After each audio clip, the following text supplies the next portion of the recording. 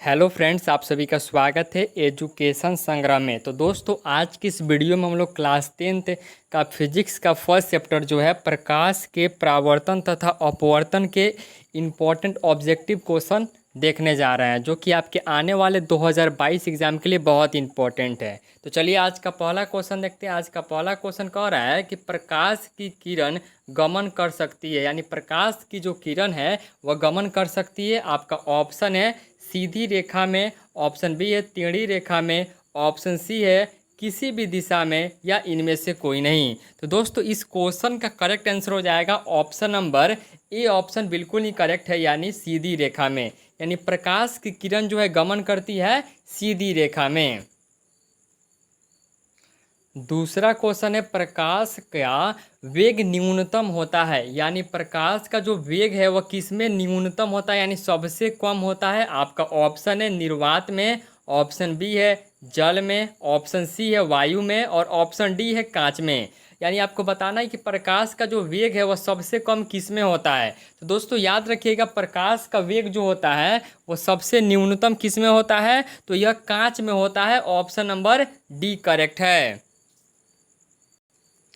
अगला क्वेश्चन है मोटर गाड़ी के चालक के सामने लगा रहता है। मोटर गाड़ी के चालक के सामने क्या लगा रहता है? ऑप्शन ए है समतल दर्पण, ऑप्शन बी है उत्तल दर्पण, ऑप्शन सी है अवतल दर्पण, या ऑप्शन डी है उत्तल लेंस। तो याद रखिएगा दोस्तों, मोटर गाड़ी के चालक के सामने जो होता है वह क्या लगा रहता है, तो उत्तल दर्पण लगा होता है। यानी ऑप्शन नंबर यहाँ पे बी ऑप्शन करेक्ट हो जाएगा।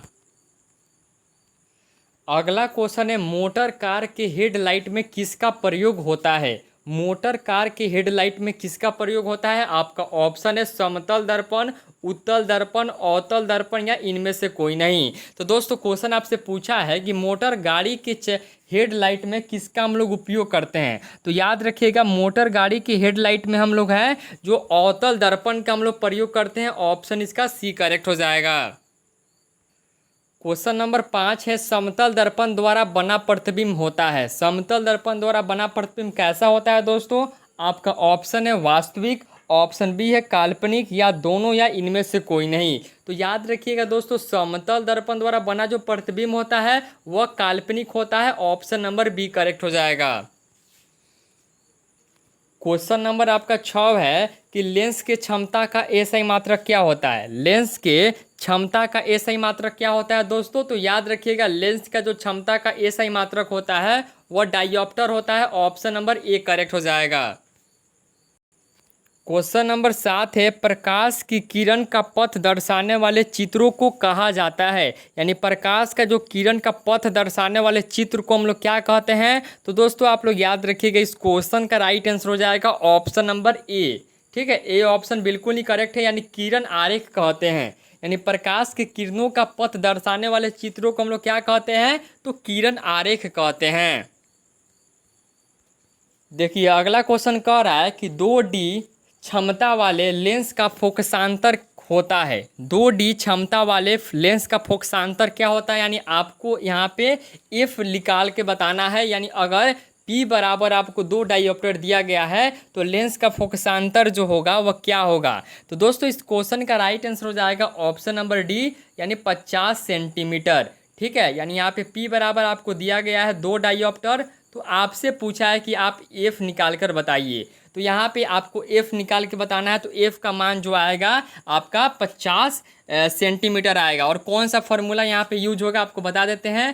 पी बराबर जो होता है फॉर्मूला 1/f का आपको यूज करना है। ठीक है, P बराबर 1/f का यहाँ पे यूज करना है, आपका आंसर मिल जाएगा। देखिए यहाँ पे आपको सेंटीमीटर में दिया गया है, तो 100/f करके बनाइएगा, आपका आंसर मिल जाएगा। क्वेश्चन नंबर 9 है किसी उत्तल लेंस का फोकसांतर 50 सेंटीमीटर है तो उसकी क्षमता क्या होगी? यानी आपको P बराबर आपको निकाल के बताना है। तो देखिए P बराबर आपका फॉर्मूला जो होता है 1/f। तो यह तो आपको पता है कि P बराबर 1/f होता है। तो यहाँ पे आपको P निकालना है ना, तो देखिए सेंटीमीटर में आंसर दिया है ना, तो आप लगाइएगा फॉर्मूला 100/f। ठीक है, अगर मीटर में देता है तो 1/f लगाइएगा, और सेंटीमीटर में अगर आपसे यानी आंसर मांगता है तो आपको क्या करना है, 100/f करना है। तो 100 लिख दीजिए और यहाँ पे जो 50 सेंटीमीटर है उसको लिख दीजिए। तो देखिए यह कट जाएगा, आपका कितना आंसर आएगा, देखिए यहाँ पे आपको क्या निकालना है, P बराबर निकालना है। तो देखिए फोकसांतर यानी F दिया गया है आपको, क्या 50 सेंटीमीटर दिया गया है, तो ये आपका कटेगा तो कितना आ जाएगा, 2। ठीक है, यानी 2 आएगा आपका आंसर, यानी 2D आपका ऑप्शन नंबर किस में है, तो 2D आपके ऑप्शन नंबर डी में है। बिल्कुल ही करेक्ट है, ऑप्शन नंबर डी करेक्ट हो जाएगा। और यहाँ पे हम लोग प्लस वाला क्यों लिए हैं, तो प्लस वाले इसलिए लिए हैं क्योंकि जो उत्तल लेंस का फोकसांतर होता है यानी फोकस होता है वह प्लस में होता है, और अवतल लेंस का जो फोकसांतर होता है वह निगेटिव होता है यानी ऋणात्मक होता है। क्वेश्चन नंबर 10 है कि प्रकाश के किरणों के समूह को कहते हैं, प्रकाश के किरणों को समूह को क्या कहते हैं दोस्तों, तो याद रखिएगा, देखिए प्रकाश का यानी किरण का समूह है, तो उस समूह को हम लोग कहते हैं किरण पुंज कहते हैं। Right answer option number B हो जाएगा। देखिए अभी यह क्वेश्चन आपको बताए हुए थे कि उत्तल लेंस का क्षमता क्या होता है, तो उत्तल लेंस का जो क्षमता होता है दोस्तों, तो आप लोग याद रखिएगा, उत्तल लेंस का जो क्षमता होता है वह होता है धनात्मक यानी पॉजिटिव होता है, यानी प्लस में लेते हैं। उत्तल लेंस का जो क्षमता होता है वह क्या होता है, तो धनात्मक होता है यानी प्लस में होता है।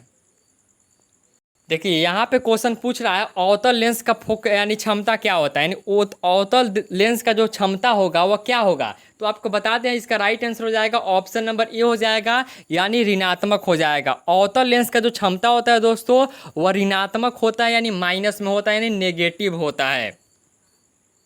क्वेश्चन नंबर 13 है उत्तल लेंस को कहते हैं, यानी उत्तल लेंस को हम लोग कौन सा लेंस कहते हैं, यानी उत्तल लेंस को दूसरे नाम से किस नाम से जानते हैं, तो देखिए उत्तल लेंस को हम लोग दूसरे नाम से जो होता है अभिसारी लेंस के नाम से जानते हैं। Right answer option number A हो जाएगा।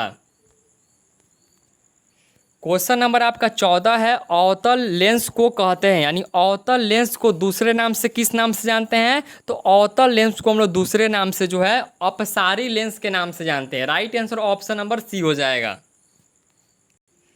क्वेश्चन नंबर आपका यहाँ पे कह रहा है कि निम्नलिखित में से कौन सा दर्पण लेंस बनाने के लिए प्रयुक्त नहीं किया जा सकता है, यानी निम्नलिखित में से कौन सा पदार्थ है जिसका हम लोग प्रयोग लेंस बनाने में नहीं करते हैं, तो देखिए इस क्वेश्चन का राइट आंसर हो जाएगा ऑप्शन नंबर डी, यानी मिट्टी का उपयोग हम लोग लेंस बनाने में नहीं कर सकते हैं।